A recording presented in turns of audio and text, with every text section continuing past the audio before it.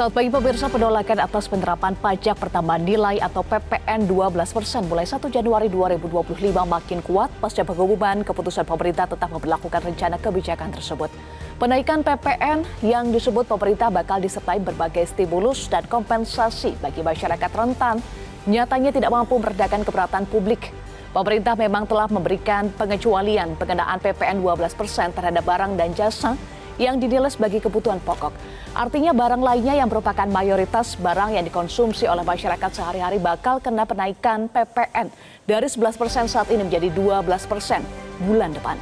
Pemirsa, inilah editorial Media Indonesia di Senin 23 Desember 2024 dengan tema Jangan Paksakan PPN 12%. Bersama saya, Eva Wundo.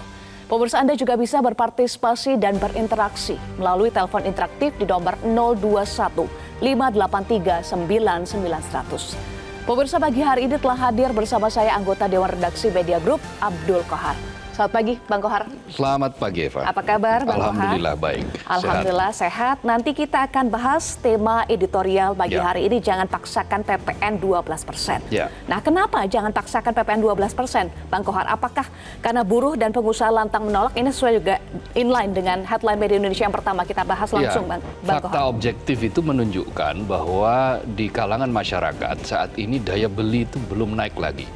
Sejak COVID-19 melanda, pandemi COVID tahun 2020 sampai kemudian COVID berakhir awal tahun lalu, hingga saat ini sebetulnya kondisi objektif masyarakat khususnya yang terkait dengan daya beli belum pulih. Ini pula yang terkonfirmasi dari pernyataan sejumlah pengusaha ya, kemudian masyarakat. Pengusaha di berbagai tempat kepada Media Indonesia, yang ditemui Media Indonesia menyatakan mereka merasa sangat keberatan.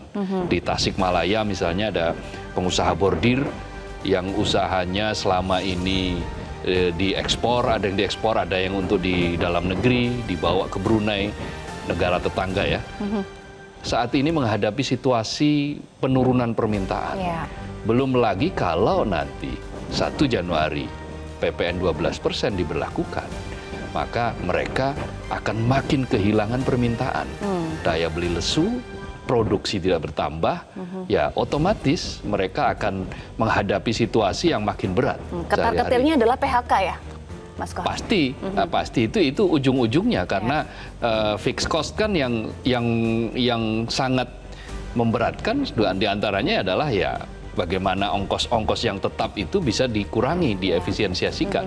Nah, kalau kemudian permintaan itu dropnya luar biasa, akan repot. Begitu juga keluhan di Pekalongan, di Tegal, pengusaha sarung ya, produksi sarung itu sekarang juga sudah menghadapi situasi yang pelik. Ditambah lagi nanti kado pahit di awal tahun 1 Januari, maka situasinya jelas akan lebih berat.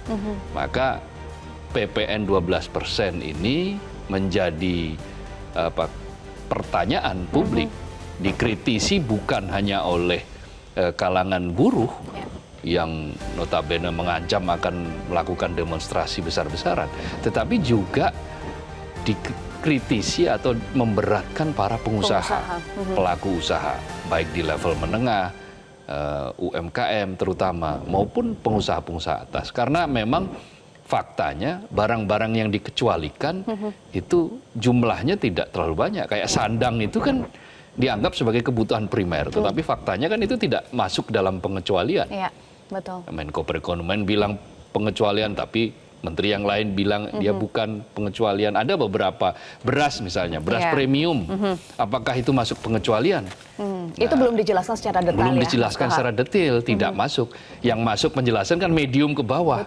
Sementara beras premium bagaimana? Nah, hal-hal semacam ini akan membuat situasi menjadi semakin rumit, akan menjadi polemik yang berkepanjangan, yang nantinya akhirnya tidak akan mencapai target sesuai sasaran.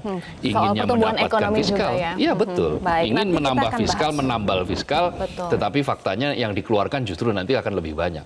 Nanti kita akan bahas lebih jauh ya, Mas Kohar, karena juga sesuai dengan editorial Media Indonesia hari ini, jangan paksakan PPN 12%.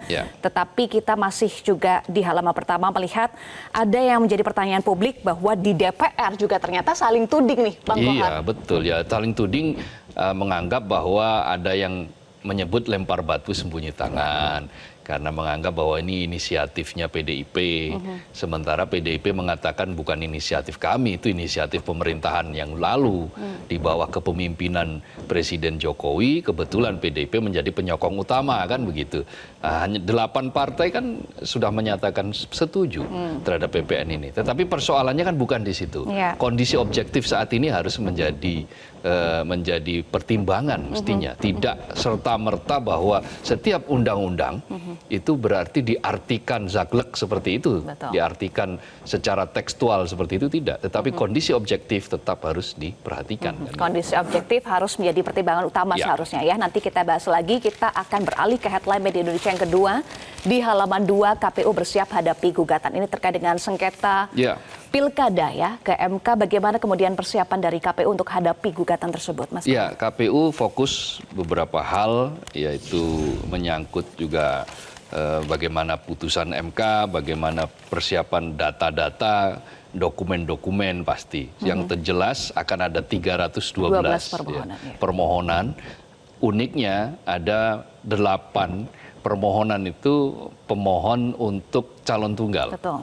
Artinya mereka yang menang dalam pilkada melawan kotak kosong ternyata tidak rawan gugatan juga, digugat pula. Yang menggugat adalah publik gitu, termasuk juga pemantau pemilu. Jadi ini di satu sisi sesuatu yang maju, yang bagus ya, bahwa pengawasan yang dilakukan oleh masyarakat maupun komunitas maupun lembaga institusi itu bagus dengan cara mereka melihat ketika merasakan ada kecurangan, meskipun itu lawannya adalah kotak kosong, lawan calonnya adalah calon tunggal, tetap saja mereka melakukan pengawasan itu dan melanjutkannya dengan proses-proses konstitusional, yaitu dengan melaporkan ke Mahkamah Konstitusi. Ini adalah proses demokrasi, proses yang konstitusional ya, Mas Kohar, sengketa gugatan di MK. Kita kawal bersama juga sebagai media. Berikutnya yang ketiga kita bahas pemberantasan judul jangan sekedar pencitraan. Memangnya selama ini pencitraan, Mas Kohar? Ya, sejauh ini publik masih sempat mengalami pesimisme karena sudah dari beberapa bulan yang lalu muncul polemik ini. Sudah dikatakan katanya ada 5 bandar yang sudah masuk kantong, artinya tapi sudah tidak tahu 5 itu siapa tapi 5 itu tidak pernah disebutkan siapa identitasnya. Bahkan ketika itu kan Menkominfo Budi Ari yang menyebut sendiri mereka punya itu. Kemudian melakukan berbagai expose bahwa sudah di take down, sudah di blokir, sudah dilakukan berbagai macam cara untuk memberantas judi online. Tapi faktanya semakin ke belakang kan jumlahnya semakin besar, transaksinya juga semakin besar. Transaksi semakin besar, kemudian juga orang-orang yang sebagai pecandu ya kalau kita sebut semakin tinggi juga jumlahnya. Semakin tinggi jumlahnya, lalu orang-orang yang kemudian akhirnya stres, bahkan yang bunuh diri juga meningkat.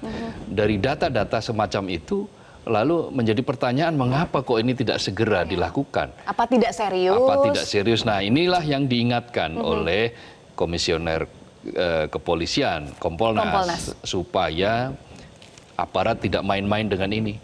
Aparat tidak menjadikan ini hanya pencitraan belaka. Aparat harus menjadikan ini persoalan serius karena ini menjadi bagian dari asta-citanya Prabowo, asta-citanya Presiden, bahwa pemberantasan judi online untuk menegakkan keadilan, melindungi masyarakat terutama, itu adalah tugas negara. Dan aparat itu adalah bagian yang sangat penting dari negara. Dia menjadi ujung tombak untuk memberantas judi online yang mudaratnya sudah sangat dirasakan oleh masyarakat ini. Nah, karena itu jangan sekadar gimmick, jangan pencitraan, lakukan memang benar-benar sampai kepada akarnya. Sampai kepada akarnya ya. Apakah juga kemarin pemeriksaan oleh Barreskrim terhadap Budi Ari juga menjadi bentuk komitmen untuk membuktikan bahwa pemberantasan judi online bukan hanya gimmick? Ya, ini yang menumbuhkan optimisme. Setidak-tidaknya bahwa polisi responsif terhadap ini, tetapi yang ditunggu kemudian adalah setelah Budi Ari diperiksa, apalagi? Apalagi. Bagaimana selanjutnya? Kan itu yang lebih penting. Baik, publik menanti itu. Publik menanti itu. Semoga pemberantasan judol bukan sekedar pencitraan, bukan sekedar gimmick, tapi benar-benar serius membasmi sampai ke akar-akarnya ya, Mas Kohar. Baik, itulah 3 headline media Indonesia untuk hari ini, pemirsa. Kita kembali lagi ke headline, ke editorial media Indonesia, jangan paksakan PPN 12%. Kenapa jangan paksakan, Mas Kohar? Karena kan pemerintah juga berargumen, punya argumen penaikan PPN perlu dilakukan untuk memastikan pendapatan negara tetap stabil dalam jangka panjang. Meskipun tadi Mas Kohar sampaikan kondisi objektif harus menjadi pertimbangan. Ya, ada 2 alasan pemerintah. Satu, ini sudah diatur di dalam undang-undang.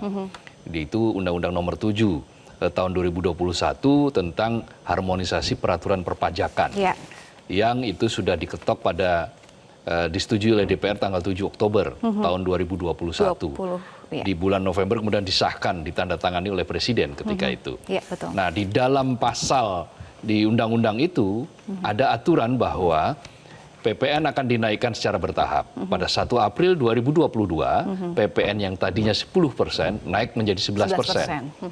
Oke, lalu kemudian di situ juga disebutkan paling lambat 1 Januari 2025 PPN dinaikkan lagi dari 11% menjadi 12%. Itu pasal 1 dan pasal 2. Tetapi ada pasal berikutnya yang di situ menjadi pasal yang agak memberikan kelonggaran kepada pemerintah.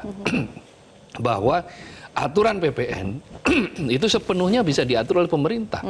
Peraturannya boleh diatur oleh pemerintah minimal 5%, maksimal 15%. Artinya kalaupun diberlakukan tetap 11%, ditunda penaikan yang menjadi 12%, itu adalah domain pemerintah. Tidak perlu mengubah undang-undang, tinggal menyesuaikan peraturan dan menyampaikannya kepada Dewan, kepada DPR soal ini. Lihat kondisi objektifnya seperti apa. Faktanya ada 9 juta lebih kelas menengah yang biasanya melakukan kegiatan konsumsi, saat ini mereka turun kelas. Nah, 57,3 juta. Nah, sekarang tinggal 47,8 juta. Itu kan hampir 10 juta kelas menengah yang dia menjadi tulang punggung konsumsi di masyarakat.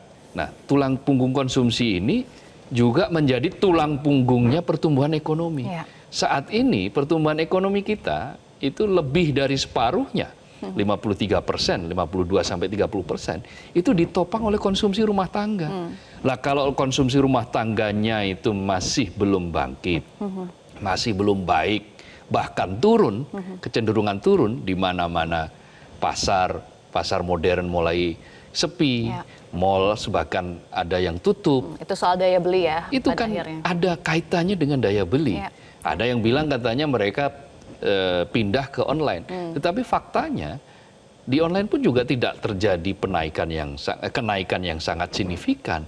Karena itu kondisi objektif ini harus dimaknai bahwa situasi masyarakat sedang tidak baik-baik saja. Maka jangan paksakan. Jangan paksakan. Artinya sebetulnya bola ada di pemerintah untuk bisa punya diskresi menunda. Ini artinya soal timing ya, Iya, Mas betul. Kohar? Jadi meskipun alasannya 2 tadi undang-undang sudah mengatur. Yang kedua katanya untuk fiskal yang sehat. Karena fiskal tahun depan ada kondisinya memang sesak napas. 800 triliun harus membayar utang yang jatuh tempo, plus bunganya itu 1.200-an triliun lebih. Belum lagi memang mandatori 20% untuk anggaran pendidikan. Jadi tidak terlalu banyak ruang tersedia. Nah, tapi pendapatan ini kan masih bisa di-extend dari yang lain-lain yang membutuhkan kreativitas. Kreativitas dari pajak, kreativitas dari pemerintah untuk mengatur bagaimana efisiensi anggaran ini tetap bisa dilakukan di tengah ruang fiskal yang sempit itu. Seharusnya masih banyak cara, bukan hanya soal paksakan PPN 12%. Ya, nanti kita akan bahas lagi, pemirsa, adalah tema editorial media Indonesia hari ini, jangan paksakan PPN 12%.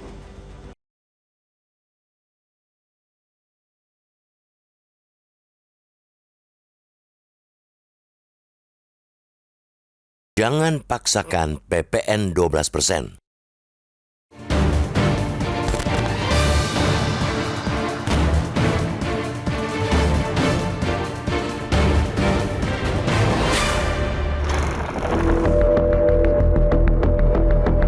Desakan atas penerapan pajak pertambahan nilai PPN 12% mulai 1 Januari 2025 makin kuat pasca pengumuman keputusan pemerintah tetap memberlakukan rencana kebijakan tersebut.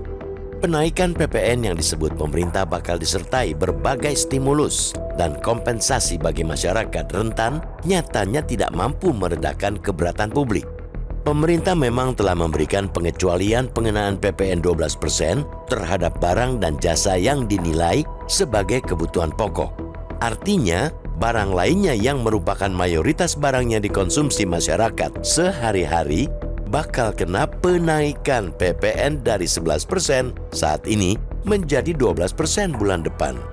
Barang-barang tersebut mulai dari sabun mandi, minyak goreng, kemasan, selain minyak kita, garam kemasan, sabun cuci, pasta gigi, paket data ponsel, air minum kemasan, pembersih lantai, deodoran, dan seterusnya. Daftarnya masih panjang, bahkan sampai pada pakaian atau sandang yang sejak dulu disebut sebagai kebutuhan primer alias pokok. Dalam pembedaan kategori barang dan jasa yang dikecualikan dari pengenaan PPN pun, pemerintah masih gamang. Pemerintah belum menetapkan rincian barang dan jasa premium yang tetap dikenai PPN. Misalnya, apakah beras premium yang dikonsumsi masyarakat luas termasuk yang dikecualikan dari PPN atau tidak? Menko Perekonomian Airlangga Hartarto mengatakan beras premium tidak kena PPN. Namun Kepala Bappenas, Arief Prasetyo, hanya menyebut beras medium ke bawah sebagai golongan beras yang dikecualikan. Pemerintah begitu kukuh menerapkan kebijakan yang menambah beban masyarakat di tengah kondisi ekonomi yang tidak baik-baik saja. Gelombang PHK masih terjadi, masyarakat juga sulit mencari pekerjaan. Hingga kini belum ada tanda-tanda pemulihan jumlah kelas menengah yang tergerus hebat sejak pandemi COVID-19. Sikap keras pemerintah sungguh layak dikritik. Alih-alih menempuh langkah simpel dengan menunda penerapan PPN 12%, pemerintah malah memilih jalan yang ribet dan lebih banyak menyedot uang negara. Dalam suatu kesempatan, Kementerian Keuangan menyebut tambahan penerimaan uang negara dari penaikan PPN menjadi 12% tahun depan sebesar 75 triliun rupiah. Akan tetapi, biaya kebijakan pengecualian dari PPN sebagai stimulus serta kompensasi yang digelontorkan pemerintah terkait penaikan PPN mencapai 445,5 triliun rupiah. Belum lagi efek domino terhadap industri. Sebagai contoh pada industri tekstil dan produk tekstil atau TPT yang jelas-jelas sudah amat terpuruk. Berbagai stimulus tidak akan banyak membantu bila produk mereka tidak terbeli karena konsumen semakin selektif berbelanja akibat harga barang naik. Dalih pemerintah bolak-balik karena penaikan PPN dari 11% saat ini menjadi 12% mulai awal tahun depan merupakan amanat undang-undang. Padahal berkali-kali pula pemerintah diingatkan bahwa penerapan tarif PPN sesuai Undang-Undang Nomor 7 Tahun 2012 tentang harmonisasi peraturan perpajakan atau HPP masih dapat diubah tanpa merevisi belaidnya. Pasal 7 Undang-Undang HPP ayat 1 memang mengatur jadwal penaikan PPN yakni menjadi 11% per 1 April 2022 dan naik ke 12% paling lambat 1 Januari 2025. Akan tetapi, pada pasal yang sama, ayat 3 dan ayat 4, tarif PPN dapat diubah menjadi paling rendah 5% dan maksimal 15%. Pemerintah tinggal menyampaikan perubahan tarif itu kepada DPR untuk dibahas dan disepakati dalam penyusunan Rancangan Anggaran dan Pendapatan Negara atau RAPBN. APBN 2025 memang sudah ditetapkan, namun masih ada peluang revisi lewat RAPBN perubahan. Ini hanya persoalan kemauan politik pemerintah dan DPR untuk benar-benar memperhatikan beban ekonomi masyarakat. Tidak usah dikhawatirkan bahwa dalam Undang-Undang HPP hanya disebut RAPBN, bukan RAPBN perubahan. Toh, pemerintah juga bisa mengecualikan sejumlah barang dan jasa dari pengenaan PPN 12% kendati tidak masuk dalam daftar pengecualian yang diatur dalam Undang-Undang HPP. Masih banyak jalan meningkatkan penerimaan negara lewat perpajakan tanpa menggencet masyarakat kebanyakan. Kalau tidak mampu merumuskan, pemerintah bisa meminta kajian kepada otak-otak gemilang yang bertebaran di kalangan praktisi hingga akademisi. Satu yang publik pinta, berempatilah wahai penguasa.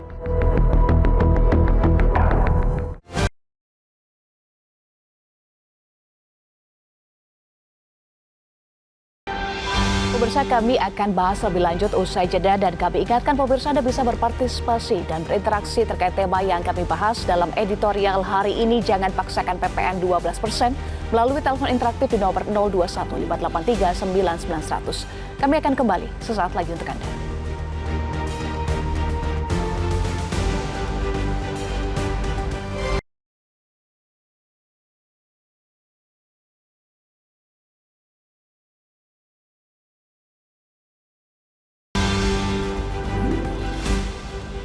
Pemirsa, Anda kembali bersama kami di Editorial Media Indonesia. Untuk membahas tema editorial hari ini, kita telah terhubung melalui sambungan telepon dengan Bima Yudhistira, ekonom Selios. Selamat pagi, Mas Bima. Selamat pagi. Iya, Mas Bima dengan Eva di studio. Mas Bima, jika mempertimbangkan kondisi objektif saat ini, tepatkah kebijakan pemerintah dalam penaikan PPN 12%, Mas Bima? Ya, ini bukan momentum yang tepat dan asumsinya juga salah. Karena pada saat harmonisasi peraturan pajak 2021 itu mereka berasumsi pasca pandemi, pertumbuhan ekonomi, konsumsi, daya beli, industri itu mengalami kenaikan yang cukup tinggi. Ternyata kan tidak. Jadi asumsi dari aturan PPN 12% per Januari 2025 itu keliru sejak awal. Nah, selain itu Anda juga bilang, dampak luasnya masyarakat. Iya, asumsi yang salah apa, Mas Bima, detailnya? Jadi di dalam peraturan undang-undang itu nggak boleh ada aturan khusus spesifik, misalnya PPN 12% berlaku paling lambat 1 Januari 2025. Dan itu yang berarti kan sudah pasti Januari 2025 kondisi daya beli perekonomian itu siap menerima PPN 12%. Nah, ternyata kan kondisi ekonomi sekarang berkebalikan. Kelas menengahnya turun, bahkan hampir sebagian besar penerimaan pajak pemerintah 2024 ini pertumbuhannya lebih rendah daripada tahun lalu. Baik.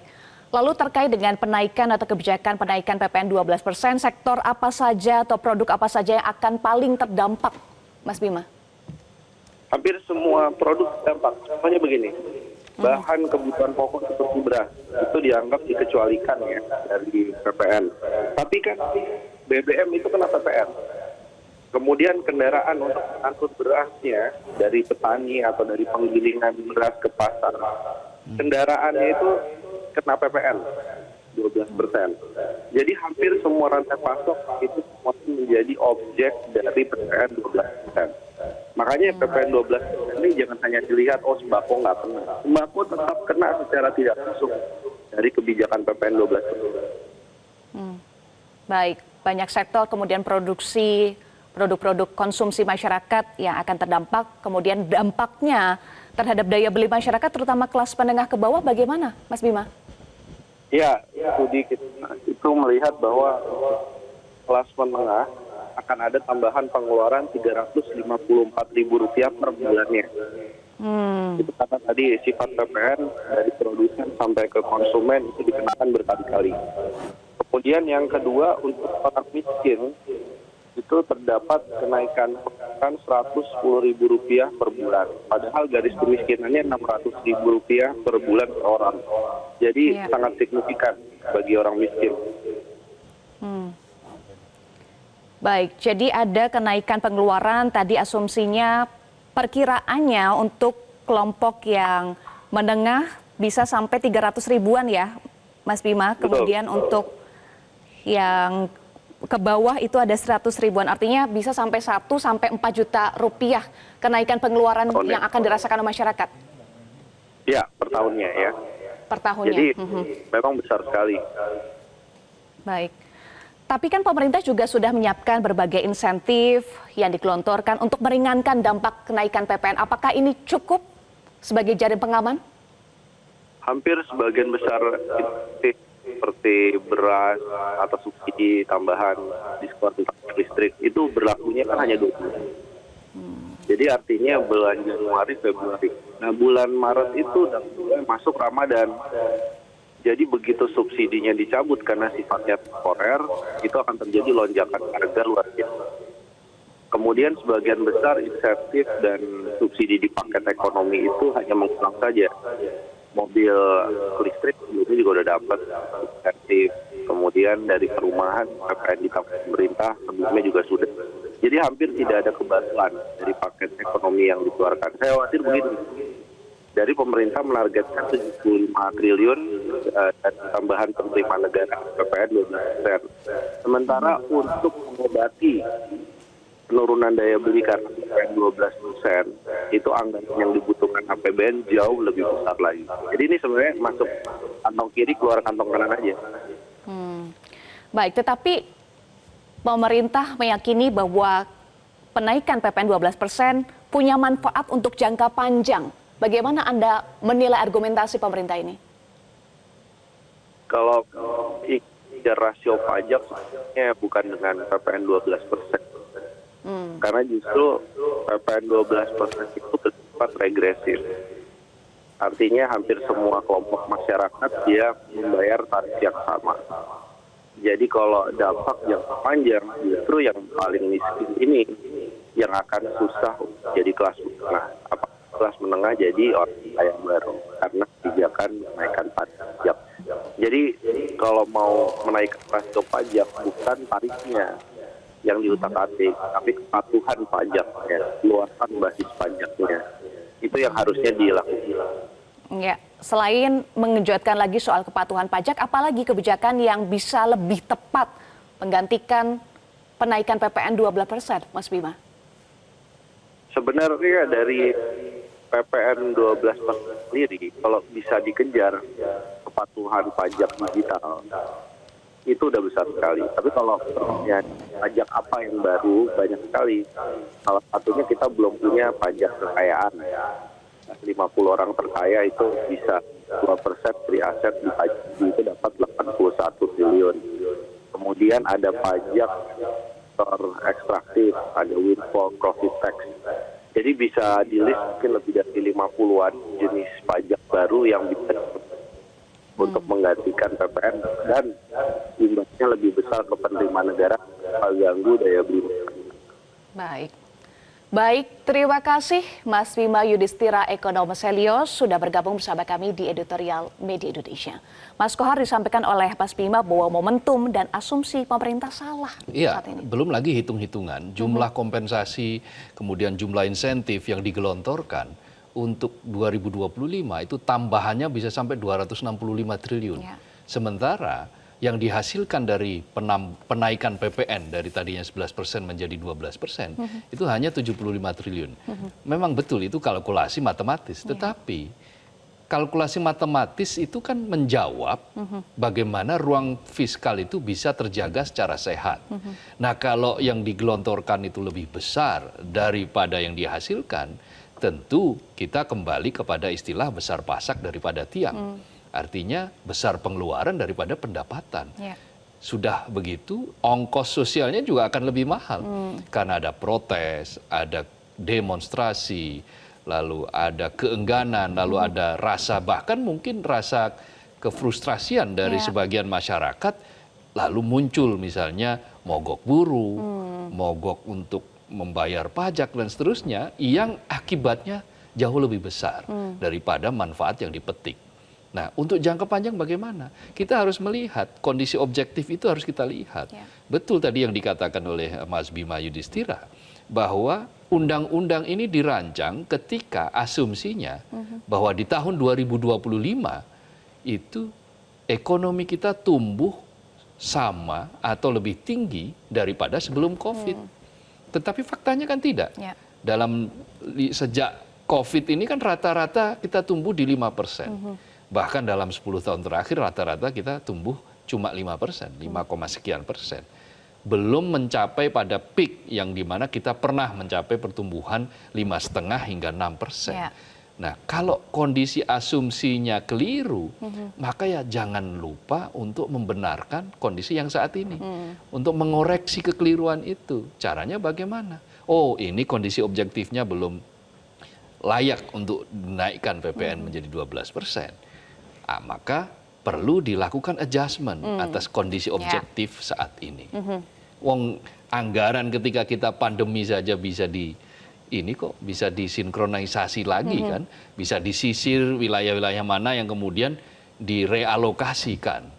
Artinya kalau yang seperti itu bisa, maka kondisi yang lain juga mestinya bisa. Meskipun tingkat kedaruratannya berbeda.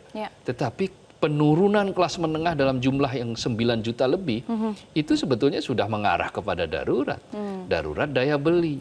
Meskipun pertumbuhan kita masih di kuartal terakhir 4,95%. Jadi intinya adalah pemerintah jangan memaksakan hal-hal yang memang secara objektif itu akan lebih tidak bagus apabila itu dijalankan. Sebaliknya pemerintah akan menuai hal positif apabila mau menunda beberapa hal yang secara kondisi objektif saat ini masih bisa kok dipertahankan dengan 11%. Iya, tadi kuncinya adalah adjustment, willingness untuk melakukan adjustment dengan kepekaan ya Mas Kohar, karena tadi juga ada disampaikan oleh Mas Bima seperti kajian Selios bahwa keluarga miskin diprediksi menanggung kenaikan pengeluaran hingga 101.000 rupiah per bulan atau 1,2 juta per tahun, Mas Kohar. Kemudian untuk kelas menengah akan mengalami beban tambahan pengeluaran 354.000 sekian ya. Artinya per tahun 4,2 juta rupiah. Dan lagi-lagi ini akan tentu mempengaruhi daya beli masyarakat ya, Mas Kohar. Iya, berjelas karena tadi dikatakan misalnya sembako itu tidak kena PPN atau PPN-nya disubsidi pemerintah 1%. Tetapi rantai pasoknya, BBM-nya kan tidak tetap kena PPN 12%. Yang untuk mengangkut berasnya kan dari gudang ke toko-toko itu kan pakai BBM, pakai kendaraan. Yang PPN-nya sudah 12%. Pasti ada.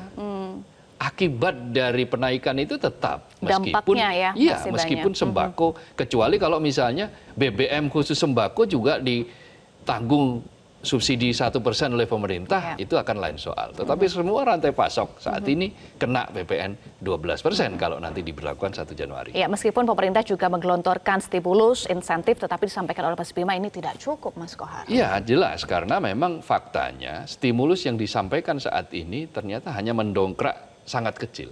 Yang dibutuhkan oleh kelas menengah itu adalah stimulus yang jelas, yang mampu masuk ke mereka gitu, sehingga membuat mereka misalnya mendapatkan pekerjaan yang tetap, mendapatkan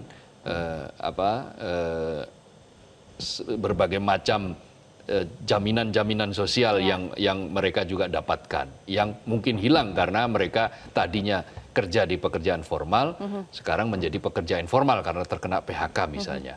Hal-hal semacam ini akan memicu daya beli, bukan malah membuat daya beli itu semakin runtuh oleh tekanan-tekanan penaikan-penaikan aturan, penaikan-penaikan pajak, penaikan PPN terutama, pertambahan nilai yang dari tadinya 11%, 12%. Kelihatannya hanya 1%, tapi 1% dari 11 itu sudah setara dengan 10%, hampir 10%.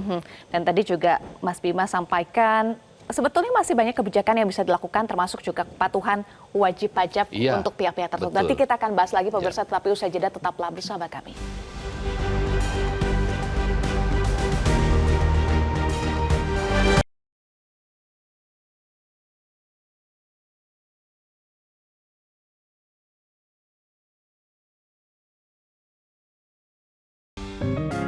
Media Indonesia mengajak Anda untuk mengakses fitur premium e-paper.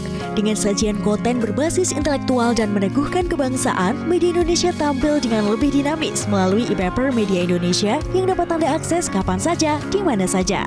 Caranya mudah, download aplikasi Media Indonesia di Android atau ketik link e-paper.mediaindonesia.com atau bisa scan QR Code pada layar kaca Anda.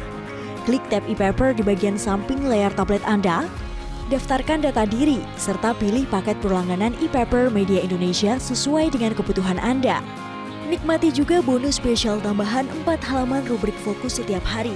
Semua bisa Anda dapatkan hanya di e-paper Media Indonesia. Untuk informasi lebih lanjut, hubungi customer service di nomor 0811 1201 2018 atau kunjungi media sosial @mediaindonesia. Media Indonesia, referensi bangsa. Antara. Pemirsa, terima kasih Anda masih bersama kami di editorial Media Indonesia. Pemirsa, dan Mas Kohar saat ini sudah tersambung sejumlah penelpon. Kita langsung akan sapa. Yang pertama Pak Bejo dari Surabaya, Jawa Timur. Selamat pagi, Pak Bejo. Selamat pagi, Mbak yang cantik. Siapa namanya?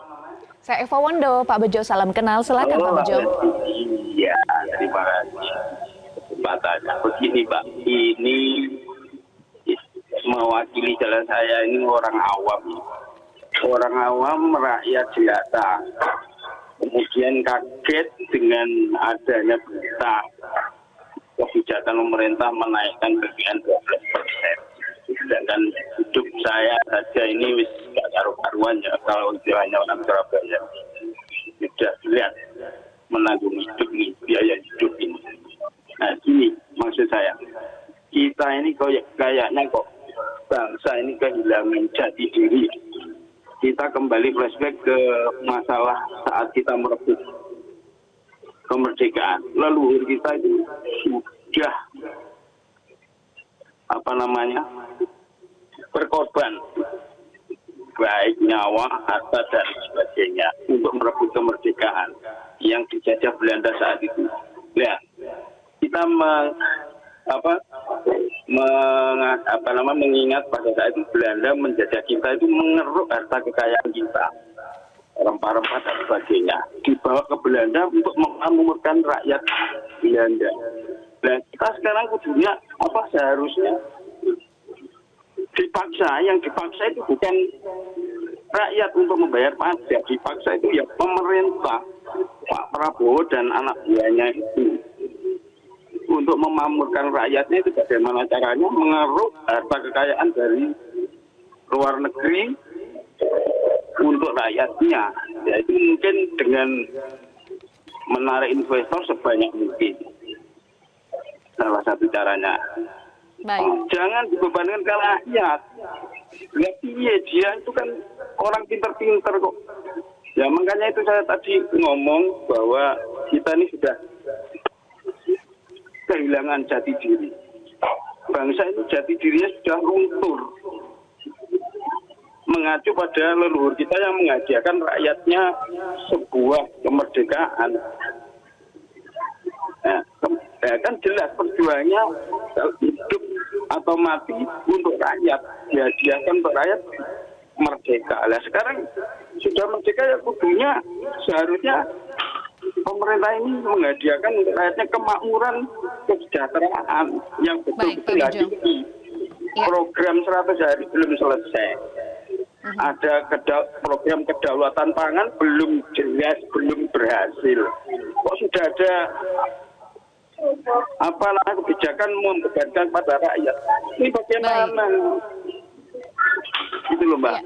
Tolong ini disampaikan kepada Pak Prabowo dan pembantu-pembantunya. Jangan seperti itu.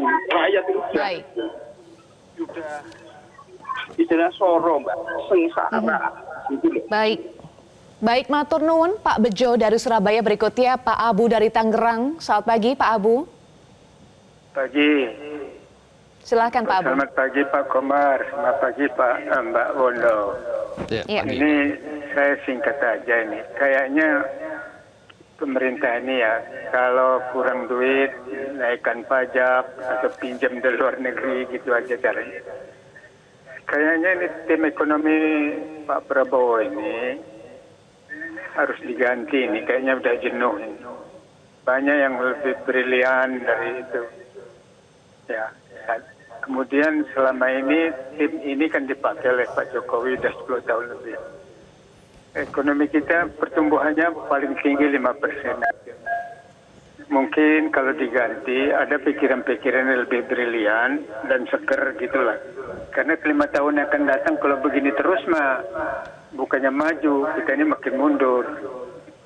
Saya kira itu aja pikiran dari saya.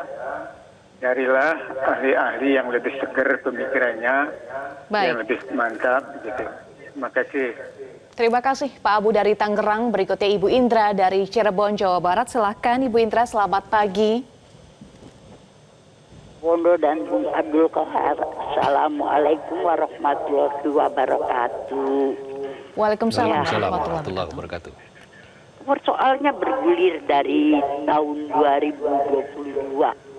Ya, saat dari 10% naik menjadi 11%, kelihatan terjadi inflasi. Nah, sekarang juga diperkirakan begitu. Karena tadi dikatakan bahwa kenaikan jadi 12% itu kalau ekonomi membaik setelah COVID. Nah, kalau kenyataannya tidak demikian, ya jangan dilaksanakan demikian. Nah, saya jadi bertanya, DPR kita juga itu apa saja yang dikerjakan ya? Tidak ada komentar yang bagaimana untuk meringankan sama-sama daya pikir pemerintah.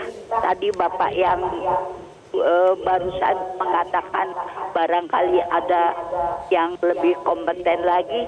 Nah, kalau dibantu DPR juga kan mengingatkan bagaimana untuk, karena kalau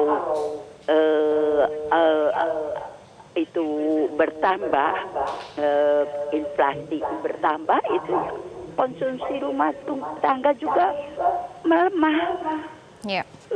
Itu kelihatan sekali.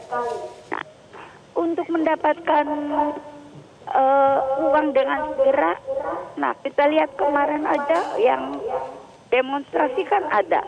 Mengapa tidak segera dilaksanakan undang-undang perampasan aset dan sebagainya yang bisa dengan segera mendatangkan dalam tanda kutip dana yang diperlukan.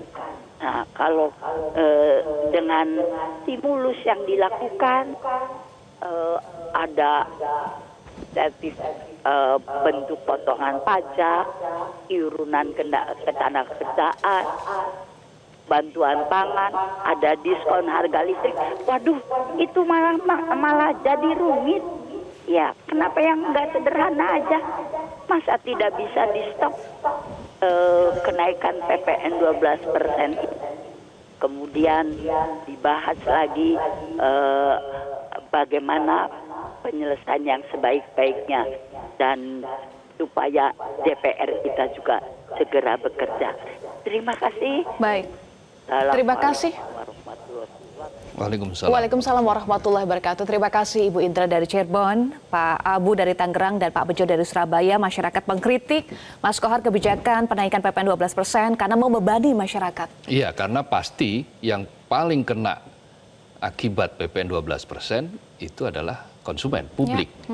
Di ujungnya, karena merekalah yang mengonsumsi barang-barang itu setiap hari, membeli sabun, membeli sampo, membeli minyak di luar minyak kita ya, membeli minyak goreng ya tadi di luar minyak kita, lalu kemudian mengonsumsi bahan bakar minyak, dan semuanya hal-hal yang lekat ya dengan kehidupan sehari-hari akan kena 12% itu. Akan kena yang tadinya 11% menjadi 12%. Bahkan kajian Celios tadi kan sudah menunjukkan akan ada tambahan pengeluaran. Bagi kelas menengah, tambahan pengeluarannya adalah 340 ribuan setiap bulan. Bagi kalangan miskin ke bawah itu sekitar 110 ribuan per bulan. Bayangkan, angka seperti itu sangat besar. Bagi mereka-mereka yang ada di level menengah bahkan ke bawah. Kalau dikalikan 1 tahun juga sudah sangat besar.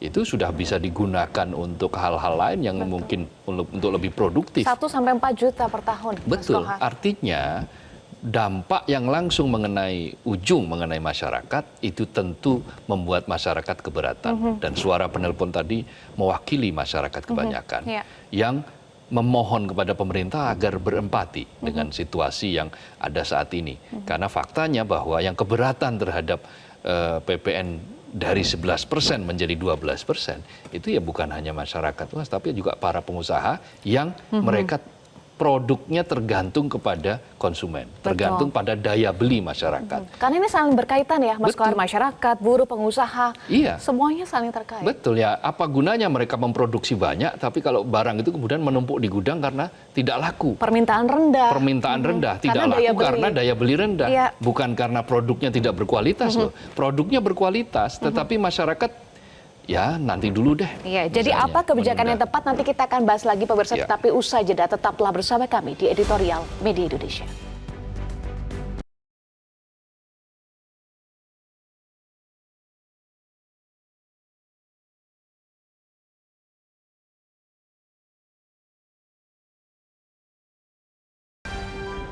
Anda kembali bersama kami di Editorial Media Indonesia. Mas Kohar, jadi apa kebijakan yang tepat, kebijakan yang tidak membebani, tidak menggencet masyarakat? Ya, tadi saya katakan di awal itu misalnya ada ekstensifikasi. Ekstensifikasi itu bisa saja menambah jumlah orang, yang berarti rasio tax ratio kita naik, rasio perpajakan kita bisa naik, tetapi juga bisa mengekstensifikasikan pada wilayah-wilayah yang memang selama ini belum maksimal. Tadi sudah disebutkan oleh Mas Bima Yudhistira adalah misalnya pajak digital. Ini potensinya luar biasa. Fakta menunjukkan bahwa di tahun 2024 saja dalam satu semester itu bisa sampai 24 triliun. Itu naik bila dibandingkan dengan semester yang sama di tahun sebelumnya di 2023 yang sekitar 14 triliun. Artinya kalau ini dimaksimalkan lagi, jangan-jangan dia akan melampaui 75 triliun. Melampaui hasil dari yang diperoleh dengan menaikkan PPN dari 11% menjadi 12%. Ya. Nah, belum lagi tadi ada usulan misalnya menambah pengenaan pajak bagi pengusaha-pengusaha atau orang-orang paling kaya, 10% orang terkaya di Republik ini misalnya, yang dengan memberikan pajak kepada mereka itu akan mampu mengcover bolong-bolong ya atau celah-celah bagi ruang-ruang fiskal yang bolong. Betul bahwa di 2025 sebagaimana saya katakan tadi di awal memang ruang fiskalnya sesak. 1.300-an triliun untuk membayar utang yang jatuh tempo dan bunganya, lalu 20% sekitar 700 triliun itu dipakai memang secara undang-undang, ada mandatori, ada kewajiban untuk digunakan sebagai pendidikan, anggaran pendidikan, yang artinya itu saja sudah pasti itu saja sudah mengeluarkan 2.000 triliun dari 3.600-an triliun APBN kita. Artinya ruang yang tersedia tinggal 1.600-an triliun. Sementara banyak sekali program-program yang dilakukan. Belum lagi tadi stimulus, kemudian kompensasi yang jumlahnya juga 445 triliun. Sebagai jaring pengaman. Sebagai jaring pengaman. Artinya memang ruangnya memang sudah sangat sesak. Tetapi potensi untuk mendapatkan tambahan dari pajak juga masih tinggi. Seperti tadi di ruang-ruang digital, bisnis digital, platform digital luar negeri yang pajaknya masih terus harus bisa dikejar lagi, dimaksimalkan lagi. Kepatuhan wajib pajak untuk segera dilakukan penelusuran yang lebih jelas, lebih jauh, karena faktanya bahwa memang sejumlah program seperti kayak tax amnesty targetnya tidak terlalu menggembirakan. Nah, Mas itu kan Kohar, artinya pengakuan kesadaran memang masih rendah. Nah, satu-satunya yang bisa dilakukan ya aparat pajak punya integritas dan dia serius dalam mengejar para wajib pajak dengan hal-hal yang memang sudah diatur.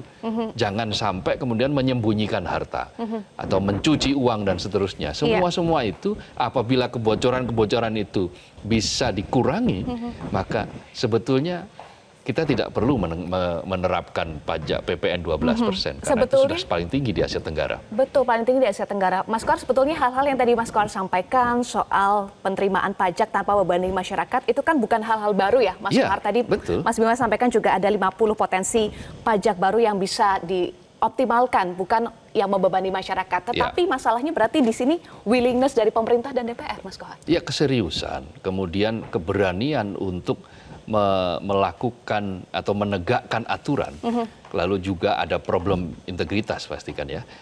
Problem integritas ini ya kita saksikan kan ada beberapa aparat-aparat, meskipun ini tentu saja mereka menyebutnya sebagai oknum. Tetapi oknum ini kan juga tidak main-main. Mereka melakukan kong kali kong gitu dengan wajib pajak sehingga akhirnya uang yang mestinya masuk ke negara masuk ke kantong pribadi, jumlahnya miliaran. Itu kalau dilakukan oleh 10 orang ya bisa sampai ratusan miliar. Nah, angka-angka semacam ini, kebocoran-kebocoran semacam ini, kalau dia diseriusin dengan melalui berbagai macam penegakan hukum yang jelas, aturan bilit yang jelas, maka ini akan bisa menambal celah-celah atau menambal kekurangan fiskal yang dibutuhkan di pemerintah ke depan. Ruang untuk melakukan kreativitas, memperoleh pendapatan masih besar ketimbang membebani masyarakat dengan tambahan PPN 1%. Iya, jangan paksakan penaikan PPN 12%, tetapi kita menanti kreativitas dari pemerintah dan juga DPR, kemauan politik untuk tidak membebani masyarakat. Terima kasih Mas Kohar sudah bergabung bersama kami di editorial di Indonesia. Pemirsa, masih banyak jalan meningkatkan penerimaan negara lewat perpajakan tanpa menggencet masyarakat kebanyakan. Kalau tidak mampu merumuskan, pemerintah bisa meminta kajian kepada otak-otak gemilang yang bertebaran di kalangan praktisi hingga akademisi. Satu yang publik minta, berempatilah, wahai penguasa. Saya Faunda pamit undur diri, terima kasih pemirsa, selamat pagi dan tetaplah bersama kami di Metro TV.